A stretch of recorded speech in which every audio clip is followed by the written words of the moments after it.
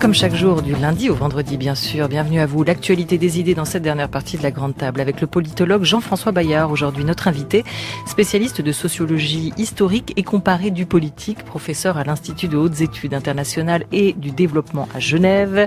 Vous êtes notamment l'auteur de plusieurs livres, dont Le gouvernement du monde, paru en 2004, et de L'illusion identitaire en 96. La mondialisation, cette ouverture peut-elle engendrer le repli? Ces deux processus en apparence contradictoires peuvent-ils s'alimenter? Responsables politiques, français ou étrangers, avec quelle cohérence peuvent-ils aujourd'hui d'une même voix louer les vertus de la globalisation économique et celles de la souveraineté nationale? Il pense que oui, lui, Jean-François Bayard, estimant qu'il participe, ces dirigeants, d'une même dynamique nationale libérale qui a conduit les diplomaties occidentales dans une impasse tragique. Il estime aussi qu'il est urgent d'arrêter de laisser le monopole politique aux marchands d'illusions identitaires. Il publie aujourd'hui L'impasse nationale libérale, entre parenthèses globalisation et repli identitaire, un essai qui vient de paraître à La Découverte, un essai politique qui prolonge une double réflexion, ouverte d'abord avec Sortir du national-libéralisme, croquis politique des années 2004-2012, édité il y a 5 ans chez Cartala, où il définissait ce concept combinaison entre la globalisation des marchés et l'universalisation de l'État-nation et ses expressions politiques. Et puis je vous disais double réflexion qu'il a prolongée ensuite avec les fondamentalistes de l'identité, laïcisme versus djihadisme, un ouvrage paru en novembre dernier. On va en reparler. Bonjour Jean-François Bayard. Bonjour. C'est pas un ouvrage scientifique, l'impasse nationale libérale que vous publiez aujourd'hui. C'est un essai, c'est un point de vue, une prise de position basée sur quoi? Sur un constat ou un mauvais pressentiment? Non, d'abord basé sur un travail de chercheur. J'interviens non pas comme intellectuel universel, comme disait Michel Foucault, comme intellectuel engagé, etc. à la française, mais plutôt comme intellectuel spécifique sur la base de mes recherches. Et il y a, si vous voulez, une espèce de retour sur investissement pour le contribuable. Il a financé mes recherches pendant un certain nombre d'années, et il est normal que je livre au débat public ce que je crois comprendre du monde contemporain à partir, je le répète, de mes travaux universitaires. Par exemple, quand je parle de l'islam, j'ai quand même lu un minimum, j'ai quand même fréquenté un minimum les sociétés dites musulmanes. Je ne suis pas absolument certain que, disons, les intellectuels de plateau ou les télé-identitaristes puissent en dire autant. Donc, ça part de vos recherches, ça part aussi de votre expérience, oui. Parce que vous ramenez dans cet ouvrage, dans cette réflexion plus globale sur l'état du monde, un certain nombre de situations particulières que vous avez pu explorer au fil des années. Depuis plus d'une vingtaine d'années, les tragédies se succèdent sans que nous parvenions vraiment à les enrayer, ce qui ressemble en tout cas actuellement plutôt à une descente aux enfers. L'invraisemblable d'hier devient la réalité d'aujourd'hui. Écrivez-vous, le terrorisme, la montée des populismes, le délitement de l'Europe, les migrations massives, voilà, juste pour une ébauche de ce constat. Cette confusion mondiale, comment en est-on arrivé là, Jean-François Bayard ? Alors, je pense qu'il faut resituer le débat, remettre le débat sur ses pieds. Depuis un certain nombre... C'est ce que j'essaie de faire, pardon. Bien sûr. Visiblement, je m'y prends mal. Non, pas du tout, au contraire. Je vous remercie de l'opportunité que vous me donnez pour le faire. Depuis un certain nombre d'années et même de décennies, nous partons de l'hypothèse selon laquelle ce que nous appelons la globalisation arrase d'une part la souveraineté de l'État et d'autre part toujours ce que nous nommons les identités. L'observation des 2 derniers siècles montre que ça n'est pas le cas et que ces différents phénomènes en réalité se nourrissent les uns les autres. La globalisation, en fait, c'est une triangulation. Premier sommet du triangle, c'est effectivement l'intégration d'un certain nombre seulement de marchés, le marché financier, dans une moindre mesure le marché des biens, mais absolument pas le marché international de la force de travail. Le deuxième sommet de l'État qui va de pair, le deuxième sommet, du triangle qui va de pair, c'est l'universalisation de l'État. Et vous voyez le contresens dans lequel nous nous sommes enfermés. 1848, le printemps des peuples, c'est simultanément l'éclosion de l'idée nationale et le triomphe du libre-échange. 1990, la chute de l'Union soviétique. L'Union soviétique ne se dissout pas dans le marché, elle se convertit moins à l'économie de marché qu'au capitalisme, mais simultanément, elle donne naissance à un système régional d'État-nation animés par un fort nationalisme. Et on peut en dire autant à la même époque de la Yougoslavie. Donc les États-nations ne sont pas morts, contrairement à ce qu'on dit. Non, ils ne sont pas morts, ils sont un produit, ils ne sont pas une victime de ce que nous appelons la globalisation, ils sont un produit de la globalisation. Et le troisième sommet du triangle, c'est paradoxalement l'identitarisme, le culturalisme, le fondamentalisme identitaire comme idéologie de la globalisation. Et cela, on le voit depuis 2 siècles. Entrez dans la discussion d'Antoine Mercier, vous allez voir, tout va être beaucoup plus clair. Voilà, non, je pense que à la page 22, là, vous dites, et vous résumez bien la thèse, me semble-t-il, les sociétés contemporaines sont prises dans les raies d'une gouvernementalité nationale libérale qui met en synergie l'intégration capitaliste mondiale et le renforcement de l'État-nation au lieu de les opposer comme le vaudrait la Vulgate. Effectivement, on dit, il y a la mondialisation, donc les États-nations disparaissent. En fait, vous nous dites, non, c'est précisément cette globalisation qui va créer les États. Mais il faut préciser peut-être tout de suite, parce que vous dites État-nation, il y a fait quand même 2 termes. Est-ce que vous dites que ça crée des États, c'est-à-dire ce qu'on appelle un État classiquement, ou est-ce que vous dites que ça génère le nationalisme? Et est-ce que il faut pas tout de suite d'emblée faire une différence? Non, et après vous nous expliquerez comment ça se passe, parce qu'on comprend pas effectivement pourquoi la globalisation entraîne, contrairement à ce qu'on pense, le renouveau des États-nations. Cela a créé des États-nations dont très souvent le nationalisme a été la principale idéologie et dont la définition ethno-confessionnelle de la citoyenneté est le vecteur. Vous vouliez tout à l'heure que je réagisse par rapport à Donald Trump, il a un parfait exemple. Définition ethno-confessionnelle de la citoyenneté, les vrais Américains sont les Américains blancs, protestants anglophones, et tout ce qui est latinos, sans même parler des musulmans, est suspect. Vous avez une politique prohibitionniste dans le domaine migratoire, vous avez le militarisme, mais simultanément vous avez le brouillage systématique de la frontière entre le privé et le public, par le népotisme, par le mélange des genres, et vous avez simultanément la nomination d'un ancien banquier de Goldman Sachs et la mise en œuvre, ou en tout cas l'évocation du protectionnisme. Donc c'est véritablement cette ambivalence qui est très révélatrice de ce que je nomme le national-libéralisme. Alors, comment cela s'est-il passé?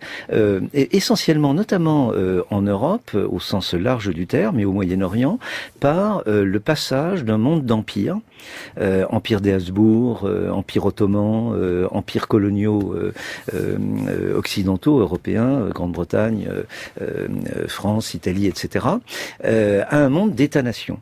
Un monde d'États-nations animé par un nationalisme vigoureux et organisé autour d'une définition ethno-confessionnelle de la citoyenneté. C'est exactement ce qui s'est passé au Moyen-Orient, ce qui s'est passé dans les Balkans, et nous restons dans cette épure. C'est-à-dire que ce qui se produit aujourd'hui, y compris avec la manifestation djihadiste de Daesh, s'inscrit dans la continuité de ce grand basculement qui s'effectue grosso modo entre 1876, 1877, 1878, la défaite de l'Empire ottoman face à l'Empire russe et la perte d'un certain nombre de ses territoires balkaniques, et la Première Guerre mondiale qui voit le triomphe de ce funeste droit des nationalités qu'au fond un prédécesseur de Donald Trump porte sur les fonds baptismaux du traité de Versailles. Vous allez même plus loin que cette idée de continuité, vous dites qu'il y a un véritable retour de boomerang, si on prend le cas notamment d'Al-Qaïda et de Daesh, pour nos sociétés occidentales.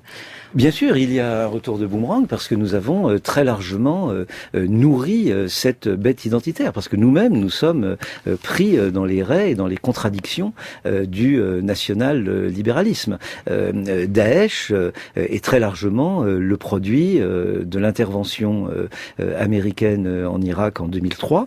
Et Daesh, ça n'est pas une bande de djihadistes fous et anomiques. Daesh est l'alliance entre l'élite nationaliste, bassiste, évincée sunnite, donc définition ethno-confessionnelle de la citoyenneté, évincée par l'intervention américaine de 2003, et une fraction d'Al-Qaïda. Daesh est indissociable du nationalisme bassiste de Saddam Hussein, dont les élites ont été renversées par l'occupation américaine et l'arrivée au pouvoir de représentants politiques de la majorité chiite. Donc nous sommes vraiment dans une logique de définition ethno-confessionnelle de la citoyenneté, citoyenneté, qui n'est qu'un avatar parmi beaucoup d'autres manifestations de cette collusion nationale libérale qui triomphe depuis, je dirais, le milieu du 19e siècle. Est-ce que vous regrettez les empires, Jean-François Bayard? Il ne s'agit pas de regretter les empires, on ne peut pas faire l'histoire en regardant dans le rétroviseur. Mais on voit bien que, par exemple, l'Union européenne n'était certes pas un empire, mais était une tentative, et peut-être encore, une tentative de dépassement des contradictions, en tout cas de la définition ethno-confessionnelle de la citoyenneté. Et c'est au fond ce qui rend si important le débat sur, entre guillemets, les origines. On dit souvent judéo-chrétienne de l'Europe. Je crois que c'est une définition très dangereuse parce qu'elle nous renvoie vers une définition ethno-confessionnelle de la citoyenneté européenne. Il y aurait de bons Européens, de vrais Européens qui seraient judéo-chrétiens. C'est une définition un peu obscène parce que n'oublions pas quand même la façon dont l'Europe a traité ses Juifs pendant la Seconde Guerre mondiale.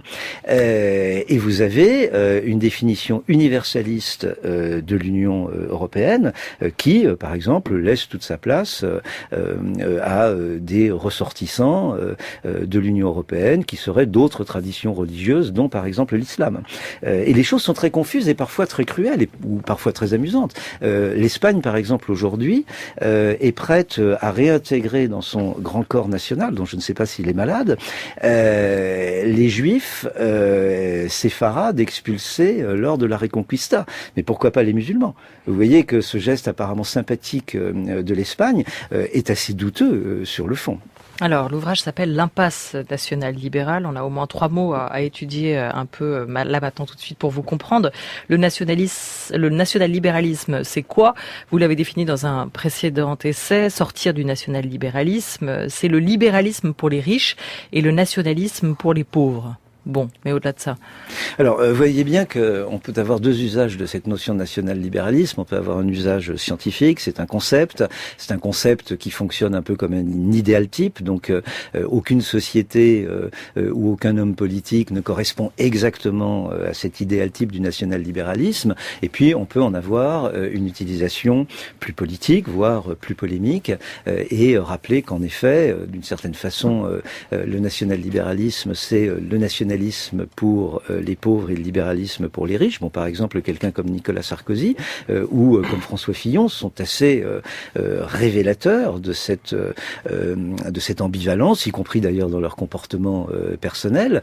J'assume aussi la charge polémique qui me met à l'aise beaucoup de personnes lorsque je dis que que dans le national-libéralisme, eh bien le libéralisme entretient avec le nationalisme à peu près le même genre de rapport que le socialisme avec le national-socialisme. Vous voyez, bon, donc la charge polémique, elle est très claire. C'est-à-dire si on reste sur des exemples concrets comme vous avez commencé à en parler, si on prend le cas de François Fillon, ce national-libéralisme s'incarne dans quoi? À la fois son attachement pour le roman national d'un côté et de l'autre pour un libéralisme économique. Très clairement, et la diplomatie, parce que vous incluez aussi les visions, les conceptions de politique étrangère des différents responsables politiques. Alors François Fillon est un bel exemple de national-libéralisme en tweed.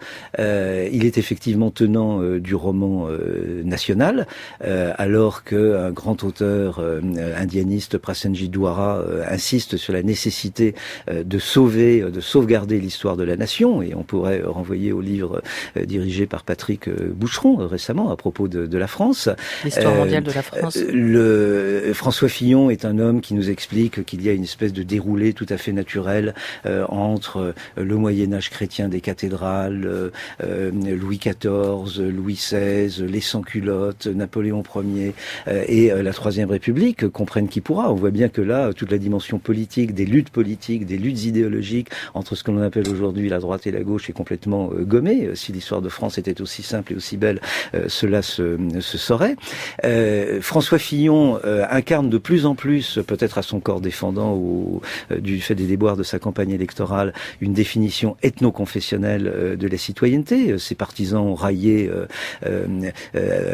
Ali Juppé, par exemple, et il se rapproche de plus en plus de Sens commun et de la manif pour pour tous, simultanément, François Fillon entend mettre en œuvre un programme économique thatchérien. Et d'ailleurs, Margaret Thatcher elle-même était très révélatrice du national-libéralisme, puisque c'était simultanément la privatisation à outrance, la casse du syndicalisme, une politique néolibérale extrêmement affirmée, et la guerre des Malouines. On comprend quand même, c'est contre-intuitif comme vous le dites, puisque la Vulgate veut que plus les choses se globalisent, se mondialisent, moins les chercheur États, est un empêcheur de penser en rond, voilà. donc j'essaye effectivement de sortir d'une aporie. Alors, est-ce que vous pouvez faire de ce rond un carré quand même pour que vous expliquiez comment ça fonctionne concrètement? C'est-à-dire, vous dites il y a ça et ça. À chaque fois, vous dites il y a cet aspect-là, national, l'aspect libéral, qui sont conjoints. Mais en quoi la globalisation et son développement accroîtrait le rôle des nations ou développerait l'État-nation, le nationalisme, rendrait nécessaire le nationalisme? En quoi sont les deux côtés d'une seule médaille, comme vous le dites? Ce sont plus exactement les trois sommets d'un même triangle. D'accord. Parce qu'on ne peut pas dissocier, dissocier l'identitarisme. D'abord, vous avez une observation de fait que j'ai relevée tout à l'heure, c'est que historiquement, depuis 2 siècles, cela fonctionne de cette manière. Les trois vont de pair. L'identitarisme, vous pouvez en avoir une version très savante, l'orientalisme par exemple, au XIXe siècle. Vous pouvez en avoir une version plaisante, c'est l'éclosion de la France des 366 fromages, non pas grâce au génie propre de la paysannerie française, mais grâce par exemple à la construction du chemin de fer Paris-Deauville, qui permet aux paysans de livrer bien empaqueté le Livaro, le Camembert, etc. aux Halles de Paris. C'est le Félibrige de Frédéric Mistral, où aujourd'hui c'est la mode bio, la mode du terroir, etc. Donc nous sommes dans un travail d'invention de la tradition. Je crois que cette notion est extrêmement importante. Elle avait été mise en avant par 2 historiens britanniques, Terence Ranger et Eric Hobsbawm. Cette idée d'autochtonie aussi. Idée d'autochtonie et la vision un peu salafiste, par exemple, de l'identité française et de la laïcité que se font des gens comme Marine Le Pen, François Fillon ou Manuel Valls. Cette invention d'une 3e République et d'une laïcité qui ne figure pas dans la loi de 1905 est très révélatrice de ce fondamentalisme identitaire. Mais que vous voyez quelque part comme des conséquences de cette globalisation, des réactions épidermiques à cette phase de mondialisation, plus que comme des poches de résistance culturelle. Trop souvent, nous pensons que l'identitarisme naît d'une réaction à la globalisation, et je crois que ce faisant, nous restons prisonniers du mauvais raisonnement. Un petit peu comme si nous nous crispions ou nous nous rétractions identitairement comme l'huître sous l'effet du citron. Non, c'est pas du tout cela. L'identitarisme est en synergie. L'identitarisme est très directement une production positive de la globalisation. Mais pourquoi on a besoin, la globalisation, de ça? Je ne dis pas, la globalisation, c'est pas quelque chose comme ça dans un bureau qui dit je veux ceci, c'est une combinatoire. C'est une combinatoire. Regardez l'ethnicité. La question d'Antoine, c'est est-ce qu'il y a un système de vase communicant? Regardez l'ethnicité. C'est une combinatoire, c'est une synergie. Regardez l'ethnicité en Afrique subsaharienne, ou ce que l'on appelle le communalisme en Inde, c'est-à-dire l'opposition entre le fondamentalisme hindouiste et le fondamentalisme islamique. Ces consciences identitaires ont été engendré par le fait colonial, par la colonisation. Et cela, les historiens et les anthropologues l'ont fort bien montré. Et dans un premier temps, nous n'avons pas... nous avons... Alors, c'est flagrant en Afrique. La colonisation délimite des États, qui sont des territoires. Bon, ces territoires vont devenir la matrice de ce qui deviendra ultérieurement des États-nations. Des États-nations animés par un fort nationalisme, la lutte anticoloniale, les nationalisations au lendemain des indépendances, etc. Mais simultanément, la colonisation et l'État postcolonial reproduisent des consciences ethniques qui sont non pas l'expression de l'Afrique atemporelle, de l'Afrique éternelle. L'ethnicité en tant que telle n'existait pas avant la colonisation. Elles sont une fonction mathématique, d'une part, de l'État, de sa transformation en État-nation avec la décolonisation, et d'autre part du capitalisme. Et ça, je crois que c'est extrêmement important, parce que ce qu'on appelle les identités aujourd'hui sont indissociables de la grande transformation capitaliste au sens large, et plus précisément de la grande transformation à laquelle faisait allusion Polanyi, c'est-à-dire le passage du libéralisme à l'État-providence, et un État-providence, entre les deux guerres, qui est souvent un État-providence très nationaliste. Bon, d'une certaine manière, le national-socialisme, le national-socialisme était un État-providence, et évidemment un État très nationaliste. Et si vous voulez, la transformation, par exemple, de la propriété au sens capitaliste du terme, va de pair avec l'exacerbation des consciences identitaires. Le génocide des Arméniens en 1915, ça n'est pas simplement un affrontement qui d'ailleurs n'existait pas en tant que tel entre Arméniens et musulmans ottomans, puisque les Arméniens étaient parfaitement intégrés dans la construction impériale qui, comme tous les empires, gérait, dominait, gouvernait par la diversité. Hein.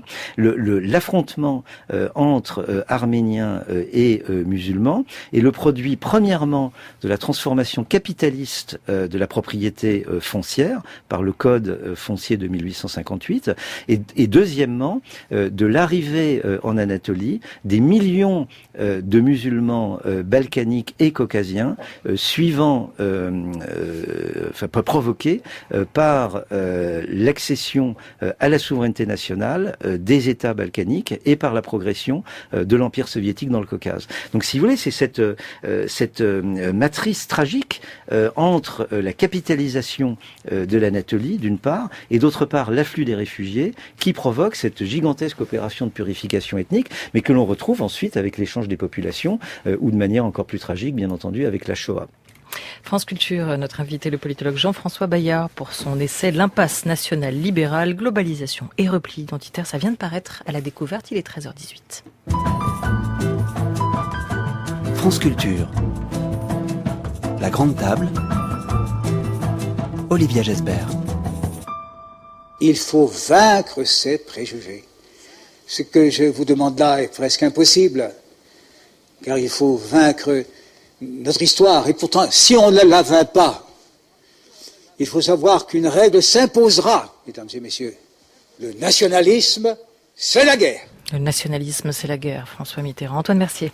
Oui, Jean-François Bayard, j'aimerais bien que vous nous expliquiez finalement comment vous imaginez une organisation idéale du monde. Parce que mon sentiment est que vous rejetez l'idée normale, spontanée en tout cas, que l'on a. C'est-à-dire que il faut bien qu'il y ait quand même des États, il faut bien qu'il y ait des groupes qui se soient constitués avec des intérêts communs. C'est pas forcément dramatique.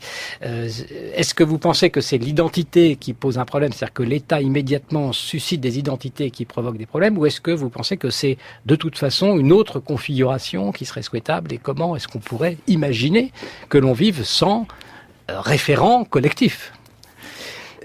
Nous ne sommes naturellement pas plongés dans une schizophrénie structurelle et nous avons tous un sentiment d'appartenance. Mais vous voyez bien qu'il y a une très grande différence entre les gens qui raisonnent en termes sous la forme d'un jeu à somme nulle et qui éludent ou qui nient la diversité identitaire dont nous sommes tous porteurs. Nous pouvons être simultanément parisiens, français, européens, catholiques ou juifs ou musulmans. Donc il n'y a pas, si vous voulez, une logique à somme nulle entre nos appartenances identitaires. Une deuxième chose qui me paraît absolument fondamentale, c'est justement d'en finir avec cette espèce de fascination pour l'identité qui fait un peu penser à la fascination des lapins face aux boas. Dans le journal tout à l'heure, une enquête montrait que un grand problème pour les Français aujourd'hui, c'est la question du travail. D'une part pour ceux qui n'ont pas de travail, mais également pour ceux qui ont du travail et qui en souffrent, avec le phénomène du burn-out, avec ces nouvelles formes de management. Et par exemple, dans les hôpitaux ou à France Télécom, ça n'est pas l'islam qui a mené les travailleurs au suicide, c'est bel et bien le néolibéralisme. L'intensification absolument insensée du travail et surtout, et je crois que l'on n'y prête pas suffisamment attention, la négation de la dignité au travail. Moi, je suis frappé de voir combien les gens souffrent aujourd'hui d'être contraints à mal faire leur travail parce qu'ils n'ont plus le temps de s'adonner à leurs tâches. Bon, ça, c'est une question qui est beaucoup plus importante que cette espèce de fantasme identitaire.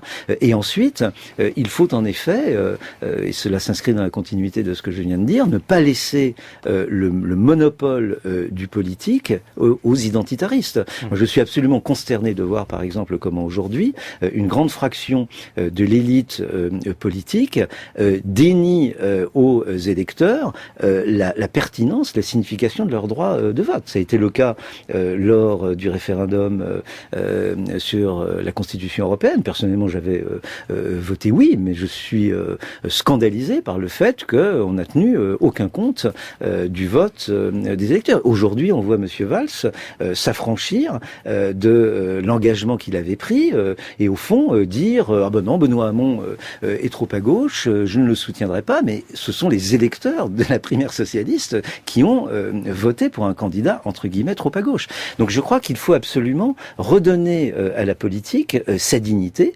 de même qu'au travail, sa dignité, et il faut réfléchir non pas l'œil dans le rétroviseur, mais en direction de l'avenir, à d'autres formes politiques, et je crois que l'Union européenne était et demeure une réponse à condition qu'elle soit débureaucratisée et dénationale-libéralisée. Alors en conclusion, vous donnez à votre programme quand même, il y a certains points qui sont avancés. J'en cite un, vous allez m'expliquer. Imaginez un nouvel universalisme politique, un nouveau cosmopolitisme culturel qui contrecarre la rétraction identitaire née de l'expansion simultanée du capitalisme et de l'État-nation dont on vient de parler, et représente la sécurité collective dans l'espace historique post-impérial. Ouais, c'est ce que vous appelez la reconquête non identitariste du politique. Alors, expliquez-nous peut-être cette partie de manière du très programme. concrète, permettre aux étudiants étrangers, permettre aux intellectuels d'Afrique et du Moyen-Orient d'accéder dans des conditions normales à l'Europe pour refaire de l'Europe un grand lieu de fermentation et de création culturelle universaliste. C'est aux antipodes du prohibitionnisme migratoire, c'est aux antipodes de la politique et de l'administration qui aujourd'hui voit des étudiants étrangers placés en rétention, contraints de quitter leur doctorat parce qu'une législation prohibitionniste des migrations nous rétracte. On parle des étudiants, mais c'est vrai pour les migrants aussi. Bien entendu, c'est vrai pour les migrants. N'oubliez pas, à juste titre, nous dénonçons la violence de Boko Haram. Boko Haram, depuis 2009, a fait environ 10 000 morts. En réalité, l'insurrection. Mais dans les 10 000 morts, l'essentiel, la majorité des victimes sont produites par la répression de l'armée nigériane. Chaque année, la politique anti-migratoire de l'Europe cause 7 000 morts dans la mer Méditerranée. Vous dites qu'aujourd'hui, Jean-François Bayard, il y a à la fois un problème de catégorie, d'analyse. Vous avez notamment, dans ce livre, vous critiquez la manière dont le choc des civilisations a pu truster les débats pendant un bon nombre d'années. Vous appelez donc à adopter une nouvelle, une bonne grille de lecture pour comprendre les faits actuels. Et vous pointez aussi du doigt dans cette confusion mondiale l'impuissance du politique. Pour vous, pour toute réponse à cette situation, on n'obtient que des mots creux, la réforme, l'identité, la nation, la souveraineté, la bonne gouvernance, les frontières, le marché, la transparence, l'islam, le salafisme, la charia, l'immigration, la sécurité, le terrorisme, l'autorité de l'État. Pourquoi les dirigeants sont aujourd'hui, d'après vous, devenus impuissants à nous sortir de cette impasse que vous dénoncez? Non, ça n'est pas l'impuissance du politique, c'est l'inanité du langage politique et de l'hégémonie telle qu'elle s'est instaurée depuis une trentaine, quarantaine d'années, voire depuis plus longtemps. Je pense qu'il faut remettre l'imagination au pouvoir, il faut remettre aussi une vision politique au pouvoir.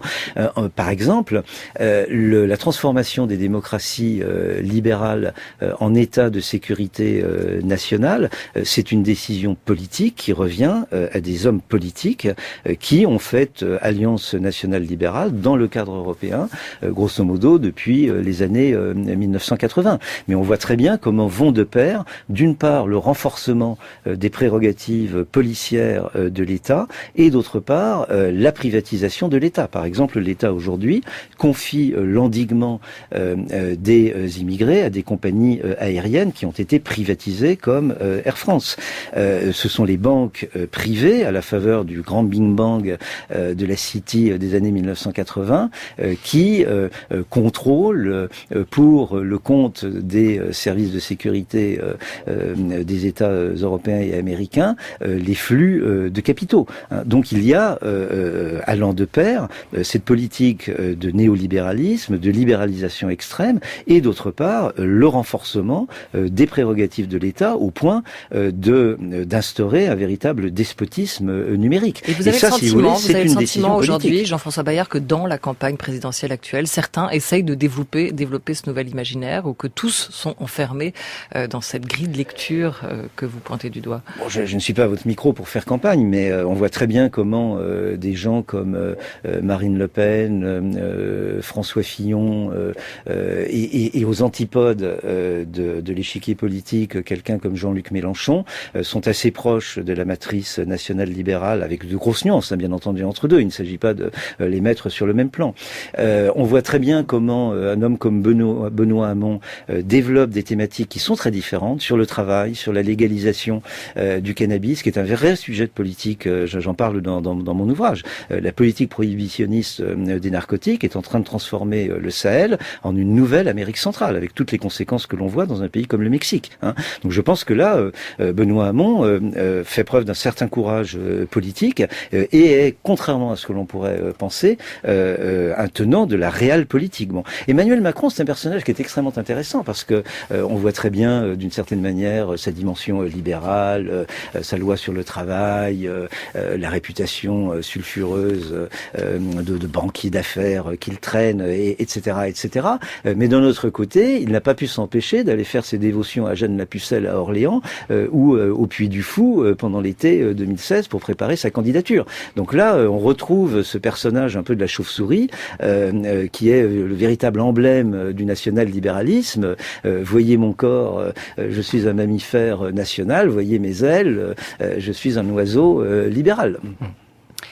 Oui, je reviens sur la question de la poule et l'œuf. Si on arrêtait le libéralisme, par exemple, si on changeait la politique, bon, est-ce que ça mettrait fin aussi au nationalisme et à l'État, ou est-ce que ça doit aller les deux doivent être combattus de pair? On voit bien comment, depuis deux siècles, si vous acceptez mon paradigme, le national-libéralisme, notamment sur le plan identitaire, mais également sur le plan des capacités de l'État ou de la politique économique, procède par systole-diastole, si vous voulez, un peu comme un muscle cardiaque. Donc actuellement, nous sommes dans une phase de très forte rétraction identitaire, parce que depuis 30 ou 40 ans, nous partons, notamment en France, mais également dans le reste de l'Europe, que l'extrême droite pose de vraies questions et apporte de mauvaises réponses, au lieu de dire que, en réalité, elle pose de fausses questions auxquelles il n'y a pas de bonnes réponses. Donc nous sommes dans une phase de rétraction identitaire, mais j'espère qu'effectivement on peut avoir une phase de dilatation du muscle identitaire et étatique dans les années à venir, et je crois que c'est le rôle des intellectuels et des politiques que d'essayer de redonner du jeu et de parvenir à de nouveaux équilibres entre et peut-être de dépasser cette triangulation de la globalisation. L'impasse nationale libérale, globalisation et repli identitaire. Merci beaucoup Jean-François Bayard, un ouvrage qui vient de paraître à La Découverte. Merci Antoine Mercier.